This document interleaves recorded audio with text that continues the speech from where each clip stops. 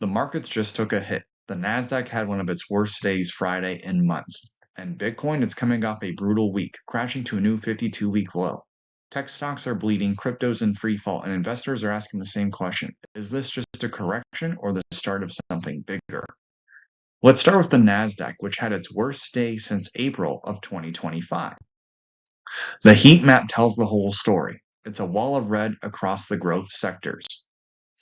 The biggest damage was in technology, and two names stood out for all the wrong reasons: Broadcom and Marvell. Broadcom dropped after earnings, not because the numbers were bad, but because the guidance didn't live up to the AI hype. Investors want a bigger AI revenue boost, and when Broadcom didn't deliver that upside, the stock sold off sharply.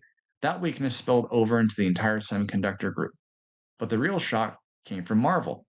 The stock fell 16%, one of its worst single-day drops in years, as well as with the tech sell-off, and that's why the tech section of this heat map looks like it's on fire. Semiconductors, cloud, AI, everything tied to growth got hit. Then look at communication services. Meta is in that group, and it took a hit too. Ad spend concerns, competition, and just general risk-off sentiment pushed the sector lower. And finally, consumer cyclical, which has Amazon and Tesla, both weighed on the index. Amazon's dealing with margin pressure and rising logistics costs, while Tesla continues to face slowing EV demand and ongoing price cut pressure. So across tech, communications, and consumer cyclical, the three pillars of the NASDAQ, everything sold off at the same time. And that combination can lead to the entire index sliding lower. Now, let's talk about Bitcoin. Crypto had an even rougher week than the NASDAQ. Bitcoin broke down to a new 52-week low, and it wasn't just technical selling, it was a perfect storm of macro pressure and internal crypto weakness. First, Ethereum also took a hit. Ethereum dropped sharply as liquidity dried up across the entire crypto market. When Bitcoin sells off this hard, Ethereum usually follows. But this time Ethereum underperformed because staking yields compressed and traders rotate out of altcoins and back into cash.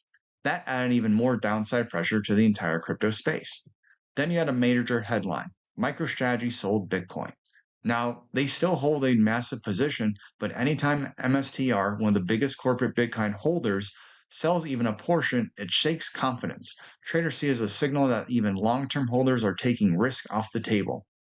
Combined with ETF outflows accelerating, a stronger dollar, and higher treasury yields, and leverage long positions getting liquidated, and you get exactly what we saw: Bitcoin breaking support, Ethereum sliding with it, and the entire crypto market losing momentum fast.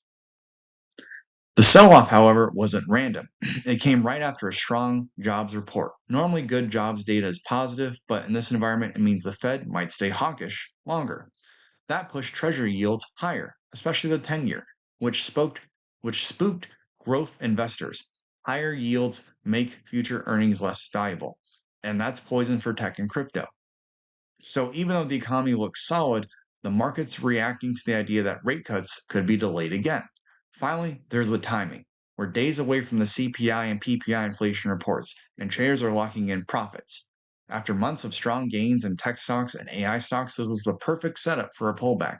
Nobody wants to be overexposed heading into inflation data that could move the Fed's entire timeline. So that's what we're seeing, is a mix of macro fear, profit taking, and rotation into safety. Not panic, but caution. So June 5th wasn't just a bad day, it was a reality check. Tech and crypto both reminded investors that high growth assets still live and die by interest rates. If CPI and PPI come in cool this week, we could see a rebound. If they stay hot, expect more volatility ahead. Subscribe for fast breakdowns like this, and drop a comment if you want me to cover a specific stock or sector next.